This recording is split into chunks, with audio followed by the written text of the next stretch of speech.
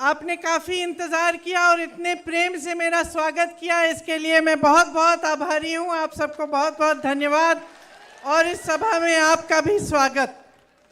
आप न घड़ी घड़ी राम राम सा कासियान हो, अच्छे हो, मुस्कुरा रहे हो, खुश लग रहे हो। केकड़ाधीश बालाजी, लोक देवता देवनारायण भगवान जी, लोक देवता बाबा रामदेव जी, भगवान परशुराम जी, भगवान महावीर स्वामी जी, हजरत ख्वाजा फखरुद्दीन चिश्ती जी, वीर तेजा जी महाराज जी, इन सब महान आत्माओं को, भगवानों को, देवताओं को मेरा प्रणाम। तो देखिए, अभी त्योहार का समय था ना, अभी दिवाली हुई, तो त्योहार के समय हम सब क्या करते हैं? क्या करते हैं त्योहार के समय? हाँ, सफाई करते हैं, त्योहार के समय घर को साफ करते हैं, अच्छा खाने की चीज़ें बनाते हैं, मेहमान आते हैं हमारे घर, पूजा पाठ करते हैं हम। तो ये त्योहार का समय हम करते हैं। और जब कटाई का समय होता है तो क्या करते हैं? खेती में जाते हैं, सुबह से शाम तक काम करते हैं, कटाई करते हैं। तो चुनाव का समय आता है तो हम क्या करते हैं? क्या करना चाहिए हमें? सफाई। देखिए, चुनाव का समय होता है तो एक चीज़ तो आप कर ही रहे हैं, ऐसी सभाओं में जाते हैं हम और बड़े बड़े नेता आते हैं, अलग अलग पार्टियों की, उनकी बातें सुनते हैं। फिर उन बातों का हम अनुमान लगाते हैं कि भाई इन बातों में वजन है कि नहीं है, लगाते हैं कि नहीं। फिर हमें अपना अनुभव देखना चाहिए कि चुनाव का समय है, आगे भविष्य में 5 सालों के लिए क्या होगा हमारे प्रदेश में, हमारे प्रदेश में 5 सालों से क्या चल रहा है, इसका हम अनुमान लगाते हैं। हम देखते हैं कि भाई हमारा अनुभव क्या है, क्या हमारी तरक्की हुई है, क्या जो सरकार हमारी जो चल रही है उसने हमारे लिए अच्छे अच्छे काम किए हैं कि नहीं, इसका हम आकलन करते हैं। और हम जब ऐसी सभाओं में आप लोग आते हैं तो एक बात बहुत ज़रूरी है कि आप ध्यान से हमारी बातें सुने, चाहे हम हो चाहे भाजपा के नेता हो, ध्यान से हमारी बातें सुने और कोशिश करें इसका अनुमान लगाने का कि इन बातों में कुछ वजन है कि नहीं है कि नहीं।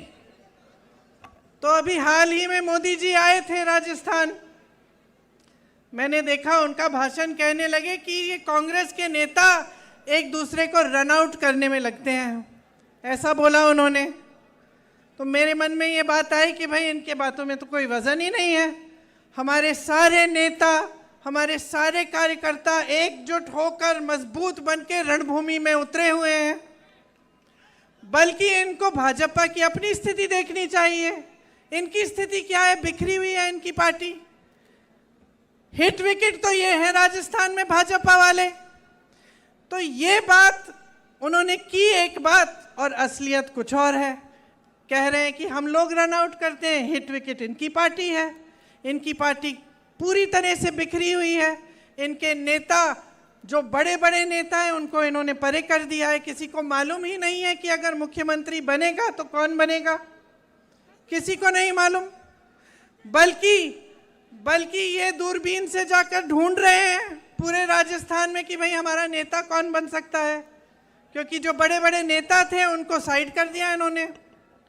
तो बात यह है कि जब नेता आपके सामने आता है तो उसकी बातों के वजन को आप तोलिए कि किस आधार पर कह रहे हैं जो कह रहे हैं। आपके सामने अभी सचिन जी ने कहा कि भाजपा के जो ज़्यादातर नेता आते हैं वो धर्म की बात करते हैं, जाति की बात करते हैं। तो आपको सोचना पड़ेगा कि भाई धर्म की बात और जाति की बात चुनाव के समय क्यों होती है। जो नेता ये बात चुनाव के समय कर रहा है, इसका मतलब है कि उसके आधार पर आपसे वोट मांग रहा है। तो कह रहा है कि भाई धर्म के आधार पर वोट दो या अपनी जाति के आधार पर वोट दो। तो इसका मतलब है कि काम के आधार पर मांग नहीं सकता, क्योंकि जो असली नेता होता है, जिसने आपके लिए काम किया, जैसे रघु शर्मा जी ने आपके लिए काम किया, हमारी सरकार ने यहाँ पे आपके लिए काम किया, तो हम काम के आधार पर आपसे वोट मांगते हैं या आपसे समर्थन मांगते हैं। अब एक तरफ भाजपा के नेता जो ऐसी अजीब सी बातें करते हैं जब चुनाव के लिए आते हैं। मैं मध्य प्रदेश में थी, मध्य प्रदेश में 18 सालों से इनकी सरकार है और 18 सालों से इनकी सरकार है, लेकिन एक काम का नाम नहीं लेते जब मंच पे खड़े होते हैं। वहाँ पे भी धर्म और जाति की बातें और उसी के आधार पर वोट। तो 18 साल से आपकी सरकार रही, आप काम पर वोट क्यों नहीं मांग रहे? मैं बताती हूँ। अभी कुछ दिनों पहले मैं गहलोत जी के साथ चुनाव प्रचार में निकली थी, तो मैंने गहलोत जी से पूछा, आपने यहाँ राजस्थान में अपनी सरकार में कितने रोजगार दिलवाए हैं? गहलोत जी ने कहा कि देखिए 2 लाख रोजगार तो दिलवा दिए हैं हमने और 1 लाख और की हमने घोषणा की है, जिसमें से 40,000 प्रोसेस में है।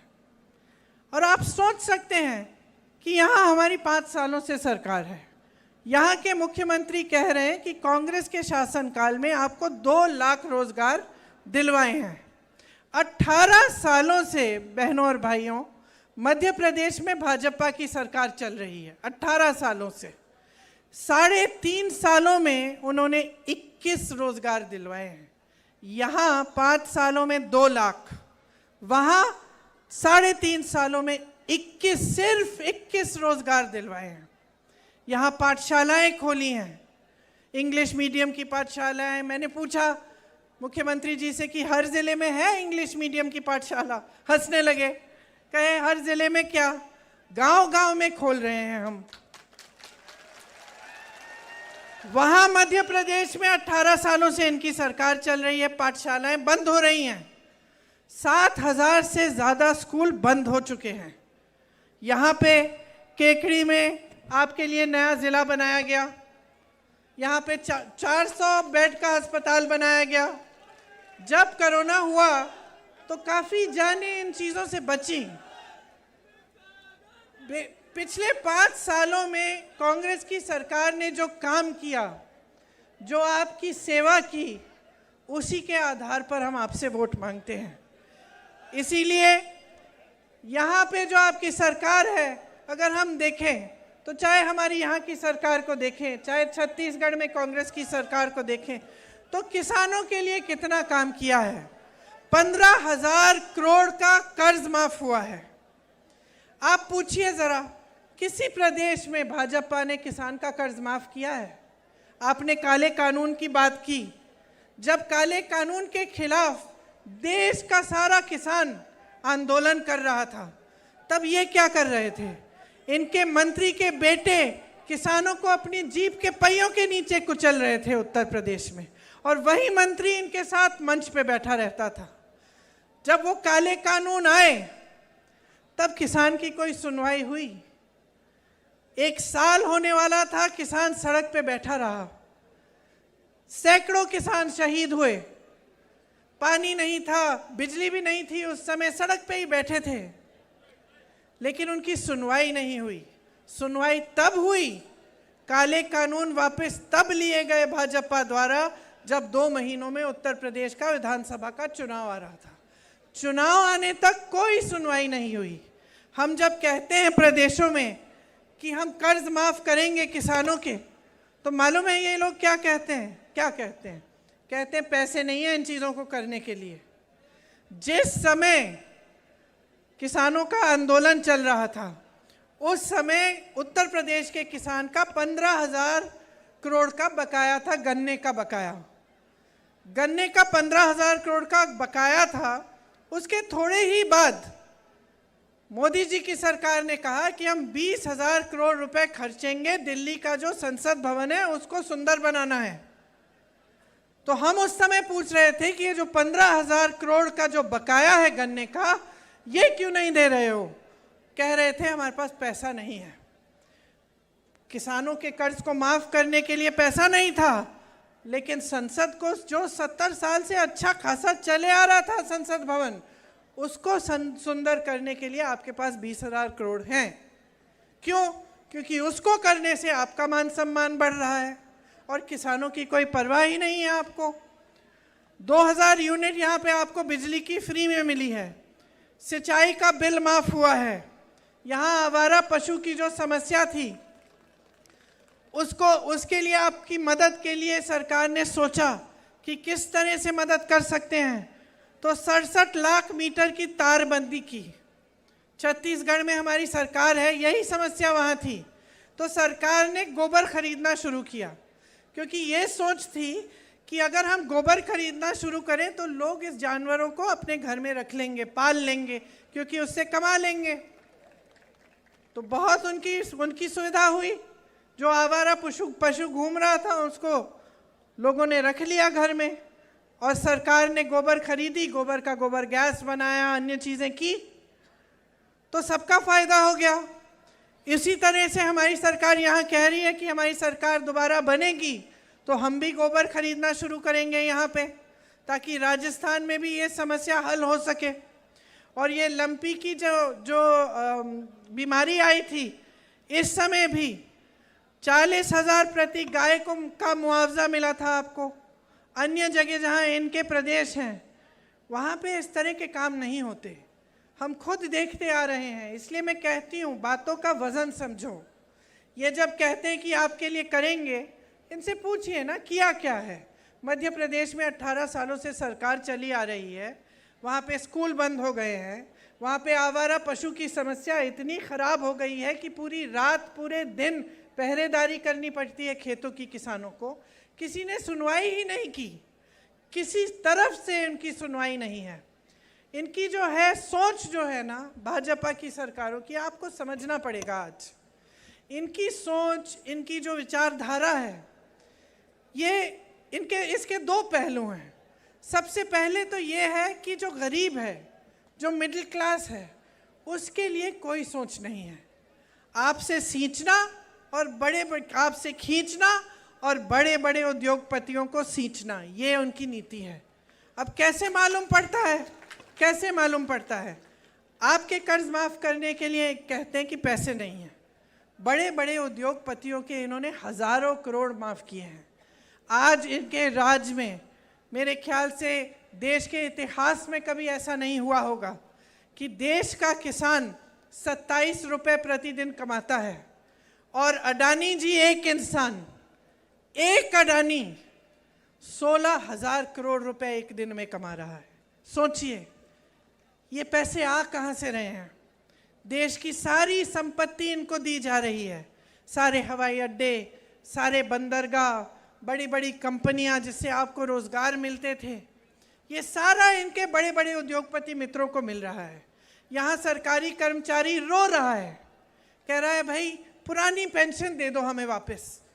20 साल से हम मेहनत करते हैं, 20 सालों के लिए हर महीने आप हमारा पैसा काटते हैं पेंशन के लिए।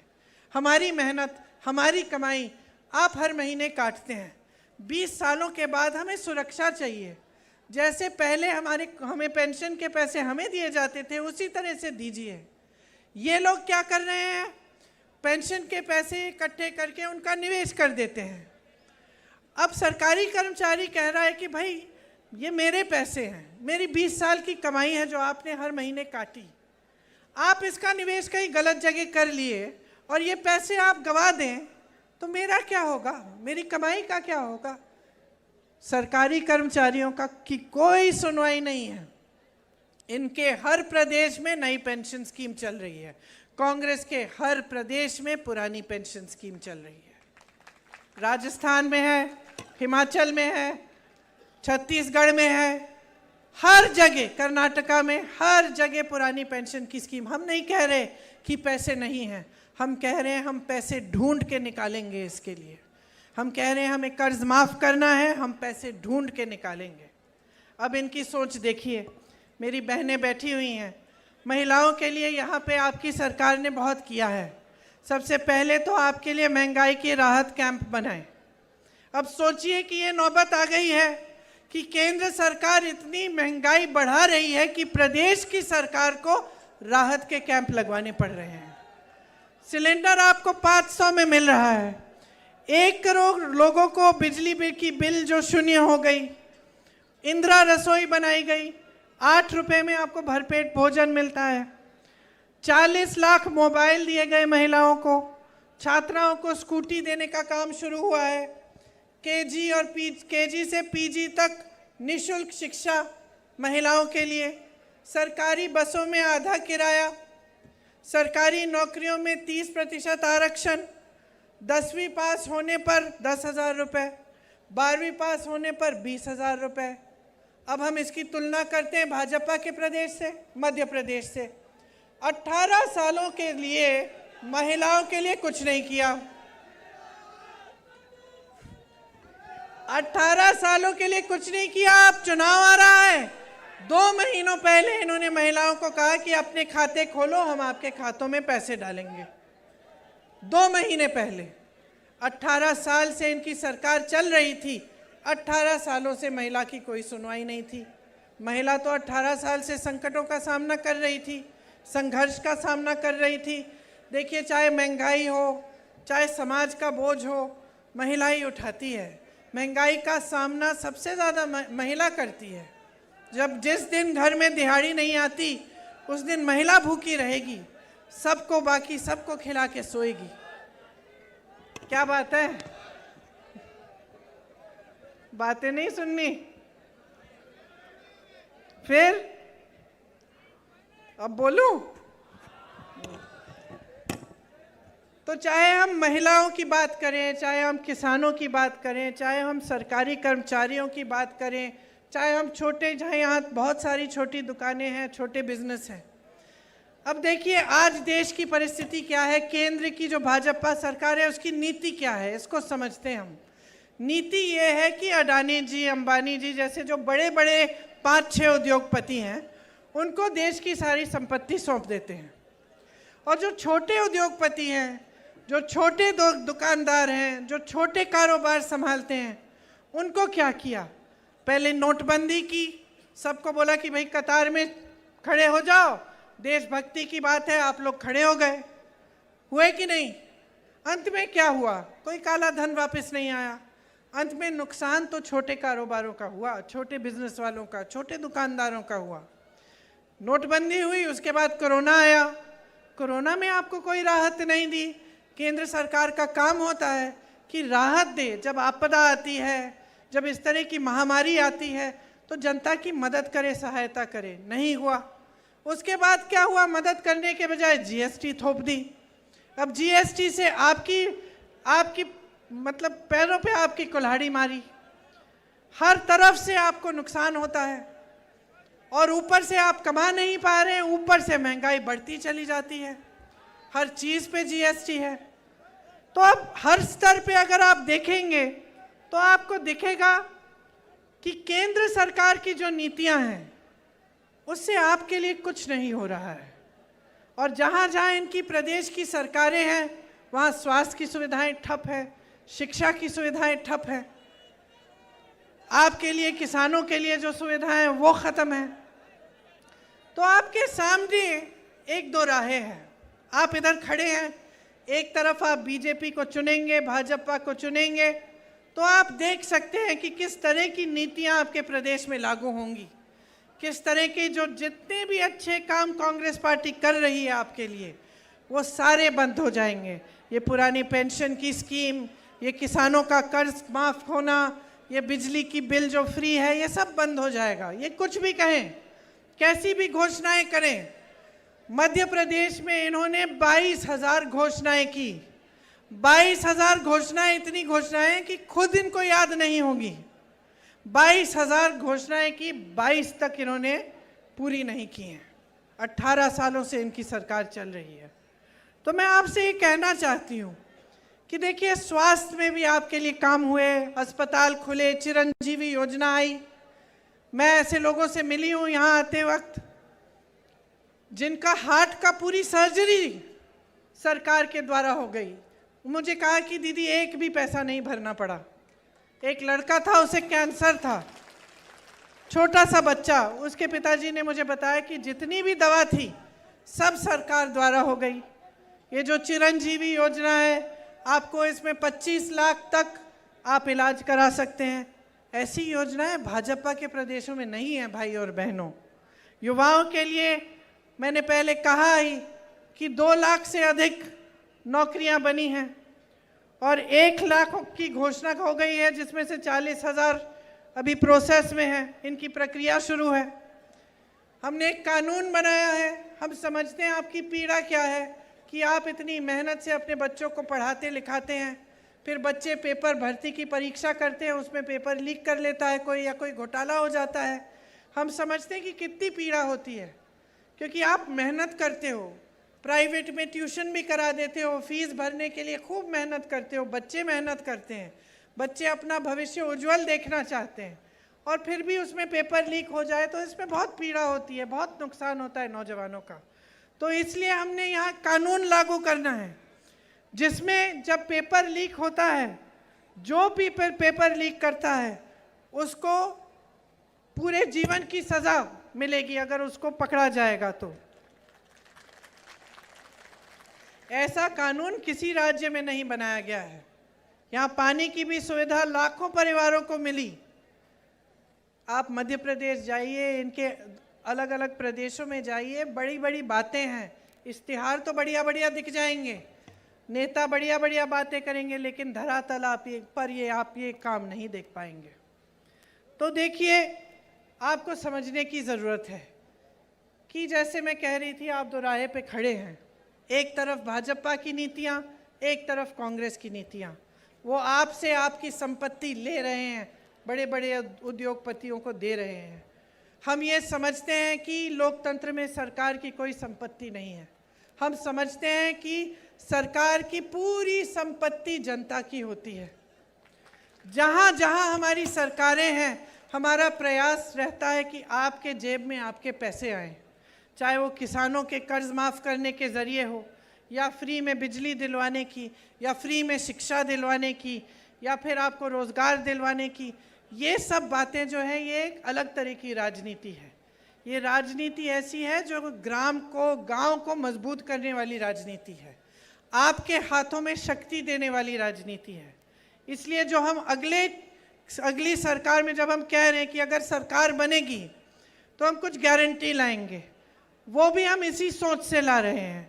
एक तो ये जो ओपीएस है, पुरानी पेंशन की स्कीम, इसको हम कानून द्वारा लागू करेंगे, मतलब कानूनी गारंटी होगी ये।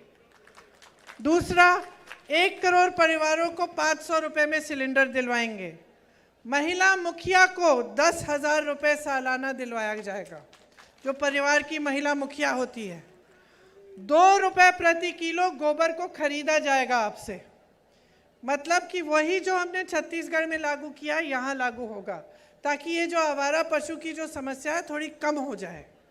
सरकारी कॉलेज में जो फर्स्ट ईयर के छात्र हैं उनको लैपटॉप और टैबलेट दी जाएगी। आपदा से पीड़ित जो परिवार हैं उनको 15 लाख तक फ्री बीमा मिलेगा, और अंग्रेजी मीडियम शिक्षा की सब छात्रों को गारंटी होगी। ये हम, अगर हमारी सरकार फिर से बनेगी तो ये हम गारंटी करते हैं कि ये चीज़ें हम लागू करेंगे। और जितनी भी स्कीम हमने चलाई हैं आपके लिए, जितने काम हमने 5 सालों में करके दिखाए हैं, वो काम हम निरंतर करते चले जाएंगे। भाजपा आएगी बहनों और भाइयों तो ये सब बंद हो जाएगा। गलत फहमी में मत पड़िए। आपको सिर्फ इनके प्रदेशों में देखना है कि क्या हो रहा है। आपको पता चलेगा कि जो इनकी नीतियां हैं ये जनता की कमर तोड़ रही हैं। महंगाई, बेरोजगारी आज चरम पे है, पूरे देश में लोग परेशान हैं। यहाँ से आप बाहर निकलेंगे तो आपको पता चलेगा कि इनकी जो नीतियां हैं उनसे बचा कर रखा है आपको राजस्थान की प्रदेश सरकार ने।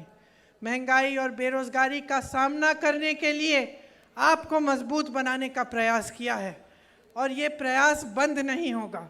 आपको अच्छी तरह समझना चाहिए कि जब ये सिलेंडर की बात करते हैं, सिलेंडर का दाम कौन तय करता है? प्रदेश की सरकार नहीं तय करती।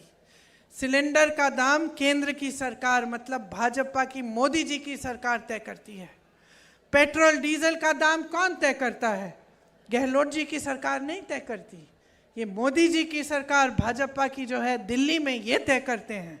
जीएसटी का पैसा कहाँ जाता है? ये प्रदेश की सरकार में नहीं जाता, जीएसटी का पैसा केंद्र सरकार को जाता है। तो ये सारे काम केंद्र सरकार के हैं। इनकी जिम्मेदारी थी कि पेट्रोल डीजल के दाम कम करें, इनकी जिम्मेदारी थी कि महंगाई पे रोक लगाएं, इनकी जिम्मेदारी थी कि ये जो सिलेंडर के बढ़ते जो हुए दाम हैं इनको रोकें। इन्होंने नहीं किया। आपको इससे बचाने के लिए यहाँ महंगाई के राहत कैंप लगवाए गए, सिलेंडर का दाम कम किया गया, किसानों को राहत दी, कर्ज माफ किए। ये सब आपको बचाने के लिए इनकी नीतियों से किया गया। इसीलिए आपको अच्छी तरह से समझना पड़ेगा कि आज जो परिस्थितियां हैं वो आप बदलना चाहते हैं, आप आगे बढ़ना चाहते हैं, या आप इन परिस्थितियों को ऐसे रखना चाहते हैं कि आपको राहत मिलते जाए, आपको की सहायता होती जाए। आज अगर आप सरकार बदलेंगे और आप भाजपा की सरकार लाएंगे तो आपका बहुत नुकसान होने वाला है, क्योंकि 10 सालों में अगर आप समझदारी से और विवेक से देख रहे हैं तो आप ये देख रहे हैं कि देश का जो अमीर है वो अमीर होता चले जा रहा है, देश का गरीब पिसता चले जा रहा है, किसान इतना परेशान है कि खेती में कमाई ही नहीं रही। तो जो परिस्थितियां आपके प्रदेश में हैं उनका सामना करने के लिए आपकी प्रदेश सरकार आपकी बहुत सहायता कर रही है। जो परिस्थितियां महंगाई की वजह से, बेरोजगारी की वजह से देश भर में लोग देख रहे हैं, वो आप अपने प्रदेश में नहीं चाहते। आप अपने प्रदेश में विकास चाहते हैं, तरक्की चाहते हैं। आपने देखा है कि किस तरह से अगर एक अच्छी सरकार हो जिसकी सही नीयत हो तो आपके लिए ऐसी तमाम योजनाएं, परियोजनाएं बनती हैं जिनसे आपकी सुविधा होती है। तो ध्यान से समझ लीजिए, आज जो राजस्थान में हो रहा है उसको रोकिए मत, आज जो काम चल रहा है उसको रोकिए मत, आज जो आपको सुविधाएं मिल रही हैं उन्हें रोकिए मत। अगर आप भाजपा में इस बार अपना वोट डालेंगे भाजपा के लिए और अपना विश्वास उनमें डालेंगे तो आपके साथ वही होगा जो मध्य प्रदेश की जनता के साथ हो रहा है। परेशान हो जाएंगे, पीड़ित रहेंगे और आपकी कहीं सुनवाई नहीं होगी। आपको समझदारी से, अपने विवेक से अपना वोट देना पड़ेगा। और देखिए, हम लोग कहते हैं कि लोकतंत्र है, इसका मतलब क्या होता है? आज़ादी की लड़ाई जब लड़ी तो किस लिए लड़ी? नेताओं ने अपने लिए तो नहीं लड़ी कि वो आज़ाद होंगे, आपके लिए लड़ी कि जनता आज़ाद होगी, जनता अपना शासन खुद करेगी, स्वराज जिसको कहते थे। इसका मतलब है कि गांव में मजबूती आएगी, आप सशक्त बनेंगे। और सबसे बड़ी चीज़ लोकतंत्र में आपको क्या दी गई? आपका वोट। और ये जो वोट है ना, इसको धर्म के आधार पर, जाति पे के आधार पर, इन पे डाल डाल के आप खुद अपना नुकसान कर रहे हैं। और नुकसान मैं इसलिए कह रही हूँ क्योंकि ये बातें राजनीति में इनका इस्तेमाल हो रहा है। आपके लिए नहीं कह रहे हैं ये बातें, ये आपके जज्बातों को उभारने के लिए कह रहे हैं कि देखो चुनाव आएगा, हम मंच पे खड़े हो जाएंगे, हम धर्म की बातें कर लेंगे, हमको वोट मिल जाएगा। और जहाँ जहाँ इनकी सरकारें हैं, मैंने एक अनोखी चीज़ देखी है, आपको बताना चाहती हूँ। मैं छत्तीसगढ़ के मुख्यमंत्री जी से बातचीत कर रही थी तो हम दोनों ये बात कर रहे थे कि जैसे छत्तीसगढ़, राजस्थान जैसे प्रदेश हैं, उसमें सरकार की एक जवाबदेही बनी हुई है। मतलब जो नेता है, मुख्यमंत्री है, मंत्री है, वो जानता है कि जनता को जवाब देना पड़ेगा। हम काम कर रहे हैं, काम के आधार पर हम जाके वोट मांगेंगे तो काम तो दिखाना पड़ेगा, है कि नहीं? और हम ये बात कर रहे थे कि अनोखी बात यह कि जहाँ भाजपा की सरकार है उन्हें ये एहसास नहीं है। जहाँ भाजपा की सरकार है वो नेता सोचते हैं कि उन्हें काम करने की कोई ज़रूरत नहीं है, क्योंकि वो काम के आधार पर वोट मांगने नहीं आते, धर्म के आधार पर आते हैं। तो वो सोचते हैं कि भाई हमें तो वोट मिलना ही है, हम धर्म की बातें कर लेंगे, अच्छी अच्छी बातें, लोग हमारी बातों को मान जाएंगे, लोगों के जज्बात जुड़ जाएंगे हमसे, तो काम करने की क्या ज़रूरत है? तो ये आज भाजपा के नेताओं की मन में जो है ये बात बैठ गई है, इनकी आदत बन गई है।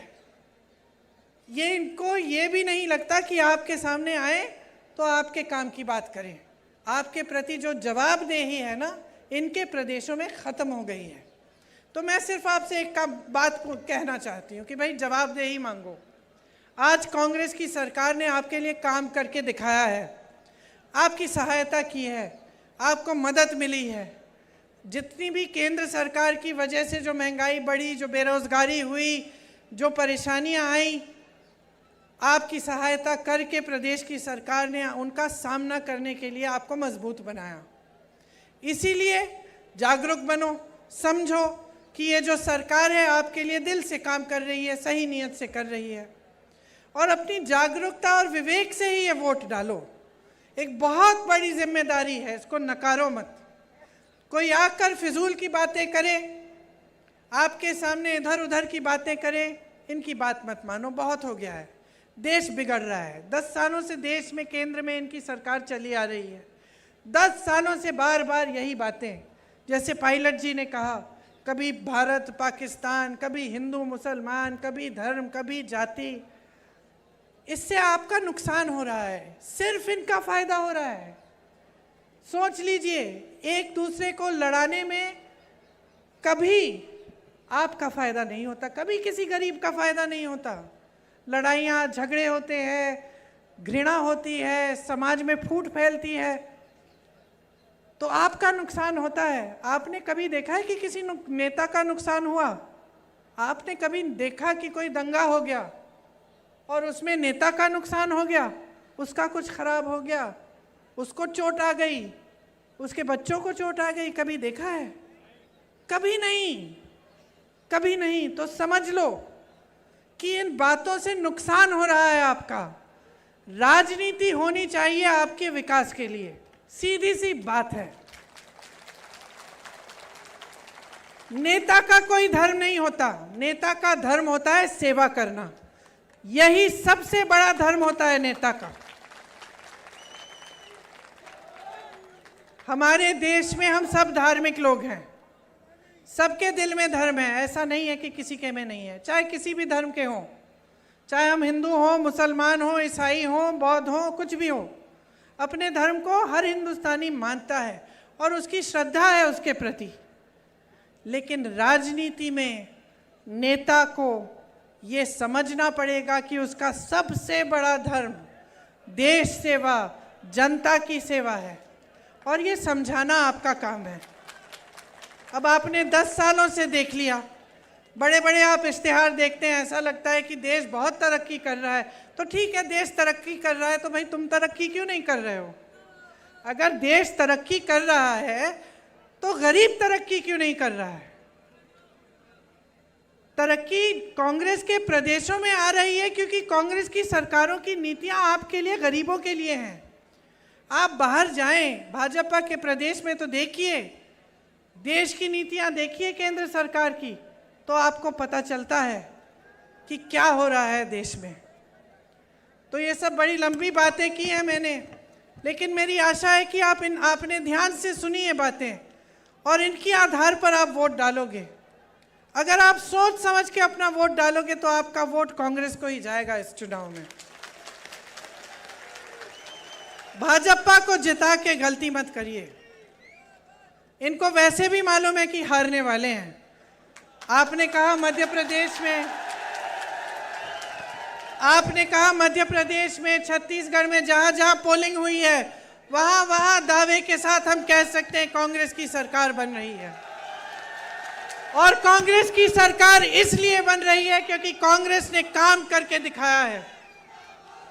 कांग्रेस ने दिन रात आपके लिए एक करके दिखाया है। गहलोत जी का कहना है कि आप मांगते मांगते थक जाओ, मैं देते देते नहीं थकूंगा। और हम करना चाहते हैं आपके लिए। रघु शर्मा जी को आप जानते ही हैं, मुझे नहीं मालूम था कि पहलवान भी थे।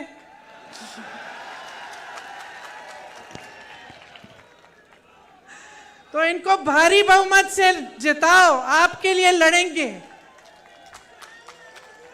जितना काम कर सकते हैं आपके लिए करके दिखाएंगे। आप सबको बहुत बहुत धन्यवाद, बहुत ध्यान से आपने मेरी बातें सुनी। जय हिंद।